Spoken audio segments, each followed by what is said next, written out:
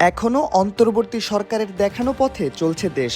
তবে দেশে মানুষের চাওয়া একটি সুন্দর, সুষ্ঠু ও নিরপেক্ষ নির্বাচন, যে নির্বাচন দেশে একটি নির্বাচিত সরকার নিয়ে আসবে। এই লক্ষ্যকে সামনে রেখে রাজনীতির মাঠে দল গোছাচ্ছে বিএনপি সহ অন্যান্য রাজনৈতিক দল। তাই সবাই আশা করছেন আগামী নির্বাচন এলে হয়তো রাজনীতির মাঠে আবারও দেখা যাবে বিএনপির ভারপ্রাপ্ত চেয়ারম্যান তারেক রহমানকে।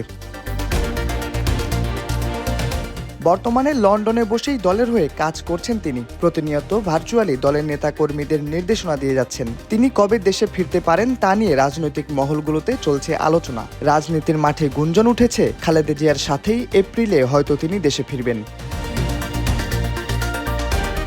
খালেদা জিয়া সহ তারেক রহমান কবে দেশে ফিরবেন এ বিষয়ে বিস্তারিত কথা বলেছেন যুক্তরাজ্য বিএনপির সভাপতি এম এ মালেক। তিনি বলেন, তারেক রহমানের দেশে ফেরার বিষয়ে এখনও নিশ্চিত কিছু বলতে পারছি না। খালেদা জিয়া দেশে ফেরার কিছুদিন পর হয়তো তিনি দেশে ফিরবেন। চিকিৎসার জন্য বর্তমানে যুক্তরাজ্যে অবস্থান করছেন খালেদা জিয়া। এবছর ৭ জানুয়ারি উন্নত চিকিৎসার জন্য তাকে বিশেষ একটি অ্যাম্বুলেন্সে করে লন্ডন পাঠানো হয়। অসুস্থ হলেও এর ফলে দীর্ঘ ৭ বছর পর ছেলে তারেক রহমানকে কাছে পান তিনি। তবে তার দেশে ফেরা নির্ভর করছে তার শারীরিক সুস্থতার ওপর।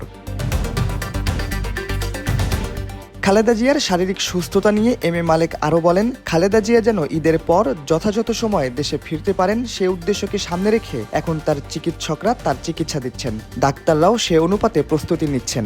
ফ্লাইট যদি নির্ধারিত সময় না পাওয়া যায় তাহলে খালেদা জিয়ার দেশে ফিরতে ২-১ দিন এদিক সেদিক হতে পারে।